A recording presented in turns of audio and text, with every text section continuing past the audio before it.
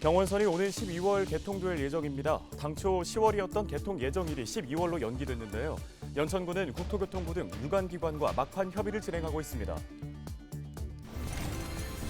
의정부시 내년도 생활임금이 시급 1,840원으로 결정됐습니다. 지난해 생활임금보다 260원 올랐고 정부 최저임금보다는 980원이 많습니다. 현행 19세 이상 34세 이하로 규정된 청년 연령을 39세 이하로 확대하는 내용의 조례안이 경기도의회 상임위를 통과했습니다. 17개 시도 중 경기도만 유일하게 청년 나이 상한이 34세로 가장 낮았습니다. 의정부 캠프 레드클라우드 통과도로 개통으로 교통난이 일부 해소됐지만 이 길을 개통하면서 시가 국방부에 지급하는 사용료 규모가 확인됐습니다. 반응이 엇갈리고 있습니다.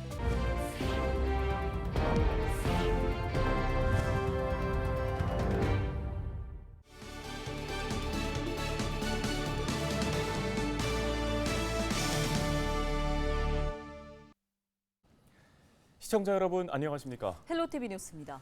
경원선이 오는 12월 개통될 예정입니다. 당초 10월이었던 개통 예정일이 미뤄지면서 지역사회에서는 우려가 컸는데요.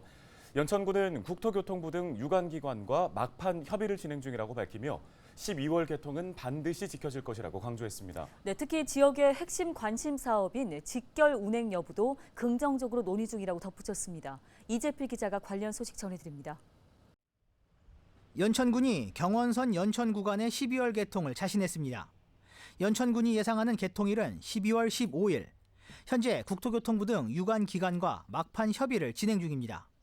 당초 경원선은 오는 10월 개통 예정이었습니다. 하지만 대중교통 요금 인상에 따른 역무 자동화 시스템 개선 등을 이유로 개통이 연기된 상황. 김덕현 연천군수는 경원선 관련 설비들이 차질 없이 준비돼 있는 만큼 반드시 12월에는 연천군 전철 시대를 맞이할 것이라고 강조했습니다.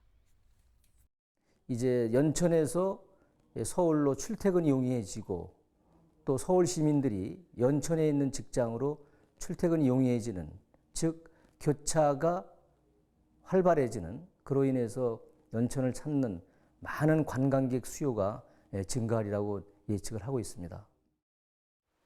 주민들의 핵심 관심사인 경원선 직결 운행 여부도 조만간 결정될 계획입니다.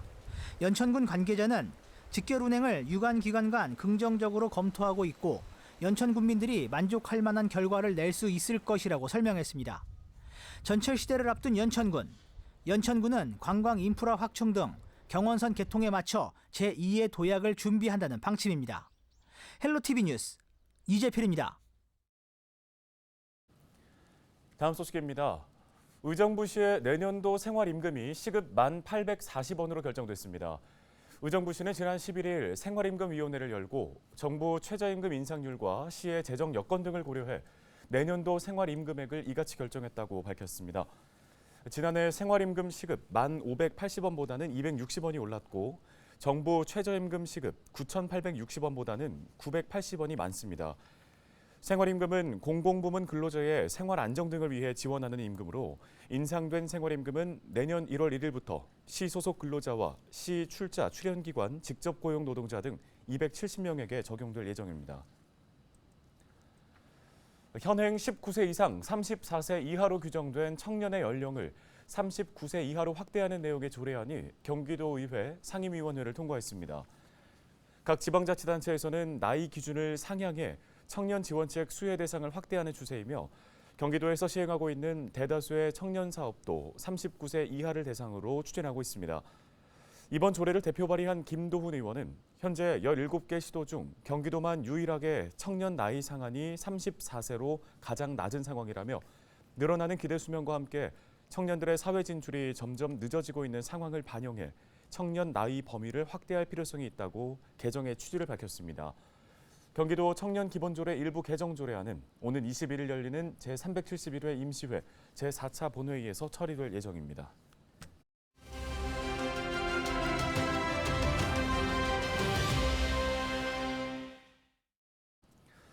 의정부 캠프 레드클라우드 통과 도로 개통으로 교통난 해소에 큰 도움이 되고 있는데요. 그런데 이를 위해서 의정부시가 국방부에 지급하고 있는 사용료 규모가 확인되면서 의정부 내에서는 여러 반응이 엇갈리고 있습니다. 네, 의정부시 의회 김지호 의원을 전화 연결해서 관련 이야기 나눠보겠습니다. 의원님 안녕하십니까? 예, 안녕하십니까. 김조호 의원입니다. 예, 캠프 레드클라우드 통과도로에 의정부시가 현재 얼마의 사용료를 내고 있습니까?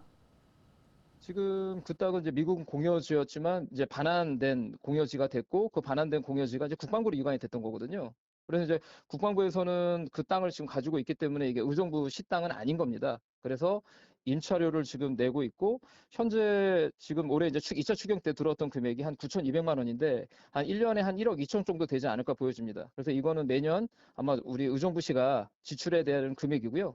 월 한 1,000만 원 정도는 계속 우리가 지출된다고 보면 되지 않을까 이렇게 보여집니다.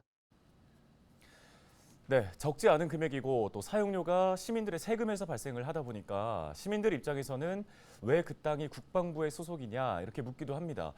주한미군 지휘협정 소파가 그 근거인 거죠? 70년 동안 원래 그 지자체 땅이었음에도 불구하고 이게 이제 그 소파 협정의 지휘 협정에 따라서 미군 주둔 이제 부지가 되다 보니까 많은 이제 피해를 봤던 거거든요. 또 국방부에 그 땅을 다시 가져오기 위해서는 거기에 또 상당한 비용이 지출될 수밖에 없는 상황이거든요. 근데 의정부 입장에서는 그런 현재 어떤 재정 자립도 상황에 있어서 미군 공유제 땅을 재정적으로 토지를 전부 수용하기는 상당히 좀 제한되는 부분이 안타까운 현실입니다. 예, 경기 북부에 주둔했던 많은 미군 부대가 지금 70년 만에 시민의 품으로 돌아오는데 이게 온전히 돌아왔다고 보기가 지금 어려운 상황이 반복되고 있습니다. 이에 대한 고민도 있으실 것 같습니다. 예, 너무도 안타깝습니다. 70년 동안 의정부시는 많은 희생을 당해왔고요. 아울러서 또 의정부시의 이제 품으로 돌아올 거라 생각을 했지만 또 하나의 어떤 그 국방부의 어떤 땅이라는 장벽에 또 놓이다 보니까 이거는 향후에 어떤 특별법을 개정을 통해서 미군 공유지의 땅이 국방부로 이관하는 것이 아니라 각 지자체의 땅으로 귀속되는 이런 특별법이 조속히 개정돼야 되지 않을까 그렇게 보여집니다. 네, 알겠습니다. 말씀 여기까지 듣겠습니다. 의정부시의회 김지호 의원이었습니다.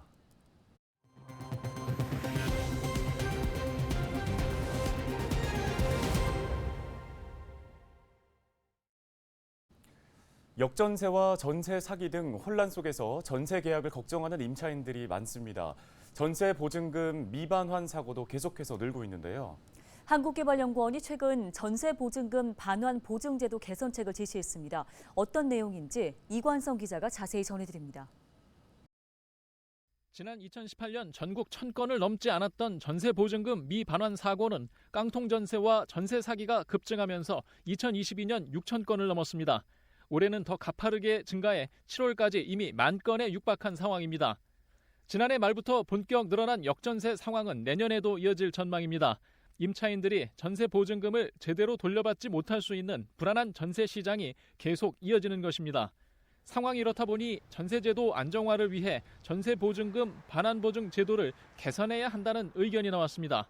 위험을 이제 최소화하기 위해서는 이제 주택 가격 안정, 전세 가격 안정이라는 것이 가장 필요해 보이지만 사후적으로 보완할 수 있는 전세 보증금 반환 보증 제도에 대해서 개선 방안이 필요해 보입니다. KDI는 먼저 사회 안전망인 전세 보증금 반환 보증 제도를 유지하고 확대하기 위해 보증료율의 현실화가 필요하다고 제언했습니다. 현재 주택도시보증공사가 제공하는 반환 보증의 보증료율은 0.1에서 0.15%, 지난 2019년 이후 2022년까지 보증 잔액 대비 보증 사고율이 1.1에서 1.55%였던 것을 감안하면 보증기관의 손실이 발생하는 구조라 보증기관이 반환 보증 가입 대상을 축소할 수 있다는 것을 우려한 것입니다. KDI는 구상권 청구 뒤 회수와 손실률을 감안해 보증료율을 올려야 한다는 시각입니다. KDI는 또 전세 대출 보증을 축소하고 반환 보증 위주로 운영할 필요가 있다고 밝혔습니다. 임차인은 금융기관에 빌린 돈을 못 갚을까 봐 전세 대출 보증에 가입하고 임대인으로부터 전세 보증금을 못 받을까 봐 반환 보증 보험에도 가입하는데 반환 보증 쪽만 가입해도 된다는 것입니다. 임차인이 반환 보증을 통해 전세 보증금을 돌려받으면 금융기관 전세 대출금도 갚을 수 있기 때문입니다. KDI는 향후 전세제도 안정화를 위해 에스크로 제도를 활용한 혼합보증 제도를 검토할 필요가 있다는 의견도 제시했습니다. 에스크로 제도는 제3기관이 전세 보증금을 갖고 있다가 계약 기간이 끝난 뒤 임차인에게 돌려주는 제도인데 전세 보증금 중 LTV 정도까지는 임대인에게 맡기고 LTV 이상은 에스크로 제도를 활용하는 혼합보증 형태로 전세 제도를 안정화할 수 있다는 것입니다. KDI는 또 전세 계약자들이 전세가율과 시세 정보를 더 잘 알 수 있도록 공시가격이라도 알려야 하고 임대인의 상환 능력까지 판단할 수 있도록 부동산 중개인들의 책임과 의무를 강화해야 한다고 덧붙였습니다. 헬로티비 뉴스 이관서입니다. 양주시가 올해부터 안전한 수돗물 공급을 위해 녹물이 나오는 노후주택 수도관 교체비를 지원하고 있습니다. 지원 대상은 준공 후 20년 이상 된 130제곱미터 이하의 공동주택과 단독주택, 다가구 주택 등입니다. 교체 공사비는 주택 면적에 따라 차등 지원되며 기초생활수급자와 차상위 계층은 무료입니다. 지원을 희망하는 가구는 양주시 수도과 수도사업팀으로 방문하거나 우편으로 신청하시면 됩니다. 양주시가 추석을 맞아 직영 온라인 쇼핑몰 양주 농부마켓에서 지역 농특산물 할인 행사를 진행합니다. 양주시는 오는 24일까지 양주 농부마켓에 로그인하면 추석 특별 할인 쿠폰 5장이 자동 발급된다고 밝혔습니다. 쿠폰을 사용하면 모든 상품을 30% 할인된 가격에 구매할 수 있고 사용기한은 30일 이내입니다. 양주시가 종합장사시설 건립사업 주민설명회를 개최했습니다. 이번 설명회는 지난달 28일 공고한 종합장사시설 설치 후보지 공개 모집과 관련해 유치 희망마을과 주민들을 대상으로 사업에 대한 정확한 정보를 제공하고 이해를 돕기 위해 마련됐습니다. 설명회에는 시민 300여 명이 참여했고 녹지공원 형태의 복합 장사문화시설 청사진과 기금 지원 400억 원 이내를 포함한 주민 지원 사업안을 제시하고 주민들 질의응답 순으로 진행됐습니다. 시는 이번 설명회를 통해 부지 선정 및 사업 추진에 속도를 낼 수 있을 것으로 기대하고 있습니다.